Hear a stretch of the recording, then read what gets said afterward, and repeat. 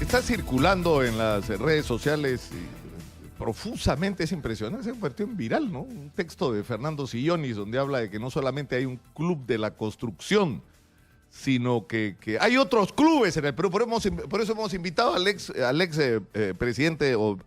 gobernador de la región Ica para que nos hable de esto que él ha escrito a partir, entiendo, de su experiencia como gobernador regional. Bienvenido, Fernando, gracias por estar acá. Es bien bravo tu texto, ¿no? Porque tú dices, Fernando, acá en el Perú no solamente hemos enfrentado un club de la construcción, sino de arranque hay varios clubes de la construcción, es decir... Hay varios clubes de la construcción, los contratistas corruptos se agrupan entre sí y efectivamente actúan exactamente como describieron el principal club de la construcción del Perú, que son una decena de empresas contratistas que se reparten obras y están pues coludidos con los funcionarios públicos. Claro, y esto que funcionaba, digamos, a nivel nacional para las grandes obras, funciona en a nivel de cada región. En cada región. ¿No es cierto? Sí, los números son más o menos parecidos, son una decena de empresas contratistas y se ponen de acuerdo, definitivamente. Y los procedimientos de control no detectan. Esa es mi conclusión, ¿no?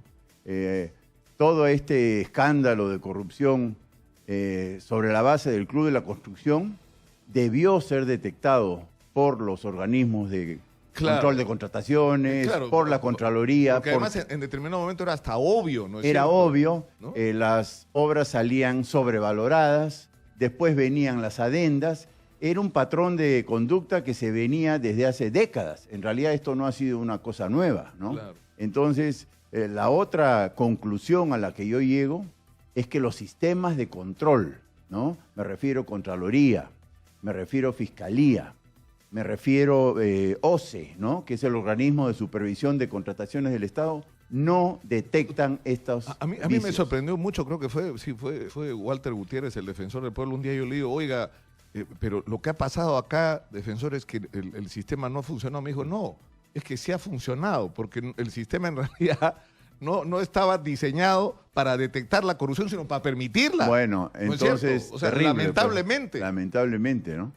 Entonces, eso que se da en el Club de la Construcción de Odebrecht y su pandilla, se da en las regiones. Hay clubcitos, digamos, que le hacen mucho daño pues al país, ¿no? Porque esto se replica en todos lados. Y como digo en el artículo, hay el Club de los Proveedores. Claro, ¿no? pero antes, sí. ¿Por qué no? Antes de entrar a ese tema, ¿no? Yo estuve ayer en Cocachacra y otra vez hice el recorrido ese por carretera a Arequipa y sinceramente me resulta indignante. Es decir, es una de las regiones más ricas del país. Así es. Y el acceso a Arequipa es una carretera de una vida de ida, una vida de vuelta. Si se malogra un camión, simplemente no se puede entrar o salir de Arequipa. O sea, bueno, con el dinero que ha habido ahí, o sea, hay un puente parado, hay denuncias por corrupción. Es decir, esa historia que hemos tenido a nivel, que estamos teniendo y de la que estamos siendo testigos, por ejemplo, en el caso de Arequipa la ves, y la ves en Cusco, y la ves en todos lados. La terrible consecuencia del Club de la Construcción no es solo que se llevaron la plata y nos indignaron y nos estamos molestos, ¿no? Frustrados. El problema mayor es que no se hacen las obras como deben hacerse. Y por eso el Tambo no tiene la infraestructura que merece, por eso Ica no tiene la infraestructura que merece y por eso el Perú está como está. Ahora, tú dices que aparte del Club de la Construcción hay otros clubes. Claro. ¿no? Y Yo uno le de llamo ellos es el de los proveedores. Proveedores, ¿no? Nosotros hemos detectado compras de equipos de rayos X, entre comillas, donde lo que uno compra es una caja y adentro no hay nada. Adentro pueden haber piedras, por ejemplo, ¿no? Entonces, pero a ese nivel. A ese nivel se llega, ¿no?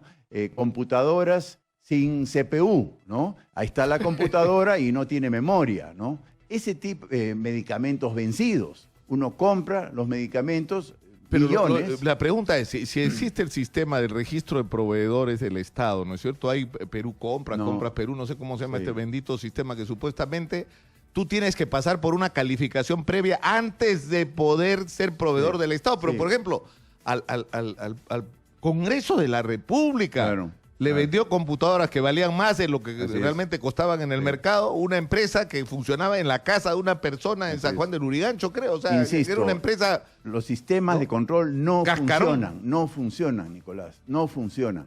Esa es la conclusión, ¿no? Entonces, uno compra maquinaria nueva con piezas usadas, por ejemplo, ¿no? Entonces no son nuevas y así por el estilo. Eso es la característica del club de los proveedores, ¿no? Después yo llamo el club de los tramitadores, ¿no? En el club de los tramitadores hay funcionarios del MEF, eso salió a la luz cuando algunos funcionarios del MEF le ofrecían tramitar a los alcaldes subnacionales proyectos, entre comillas, ¿no? Y por supuesto, el más conocido trámite del club de los tramitadores es el brevete falso, ¿no? Yo te doy tu brevete, Nicolás, te lo llevo a tu casa por 1.000 soles, ¿no? Entonces, ese es otro club terrible, ¿no? Yo llamo también, pues, el club de los congresistas, ¿no? Los congresistas lobistas. Claro, que en el caso de Chiclayo incluso está motivando un proceso es judicial, evidente, ¿no? Es evidente que hay congresistas que se han armado bajo el esquema de estos clubes de la corrupción, que lo único que hacen también es gestionar proyectos o transferencias a cambio de un soborno, una coima, pero, ¿no? por ejemplo, tú lo citas, ¿no? El tema Mamani, ¿no es cierto? Por supuesto. Porque lo increíble en el caso Mamani es que la revelación de las conversaciones, de los videos y todo lo demás, lo que te pone en evidencia es cómo, o sea, ¿cuál es el negocio de los congresistas? Pues es un negocio para los congresistas. Yo te entrego obras. Vieira, yo te consigo un permiso y me das $15.000, ¿no?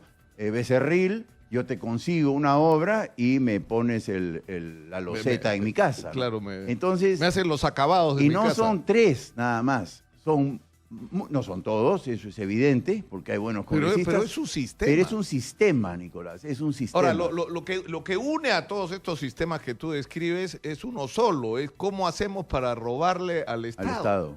Al Estado. ¿No es cierto? O sea, esa visión del aparato del Estado como una fuente inagotable de recursos para lograr el enriquecimiento rápido, ¿no es cierto? Es terrible. Pero el problema, como tú dices, es que no es que solamente nos están robando, sino que al robarnos estamos dejando de tener cosas que deberíamos tener, carreteras, hospitales, colegios. ¿No? El maltrato a la población es, pues, grosero, ¿no? Grosero. Los médicos que abandonan los hospitales, por ejemplo. Ese es un club mafioso que se da en todos los hospitales públicos, ¿no? Y abandonan el hospital y se van a sus consultorios particulares y cobran como si hubieran trabajado, ¿no? También, no solo le roban al Estado, pero maltratan al paciente, ¿no?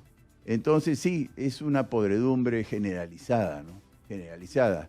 Y yo soy de la opinión de que no se está luchando contra esta corrupción que estamos hablando en este minuto. Sí se está luchando contra la de, digamos, los peces gordos, ¿no? La gran corrupción, claro. pero eso es lo que sorprende, ¿no? O sea, por ejemplo, el otro día, cuando ocurre el incidente de Villa El Salvador, el exalcalde de Surquillo, que está de asesor en San Juan del Lurigancho, cobrándole una coima para...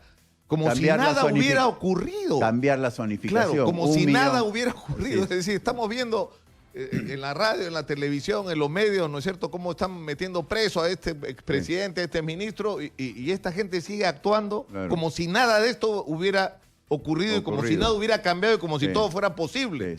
¿No es cierto? No, es muy complicado, es muy complicado. Yo sí creo que los organismos de control tienen que reformarse porque no están detectando estas cosas. No las están detectando. Ahora, tu conclusión de la experiencia como gobernador regional ha sido dura, ¿no? O sea, ha sido, digamos, bueno, es fascinante, pues, ¿no? Haber vivido 4 años por dentro al monstruo lo he conocido. Y yo creo que si algo también he detectado es que ahí donde está la corrupción convive también la integridad. Hay muy buenos funcionarios públicos.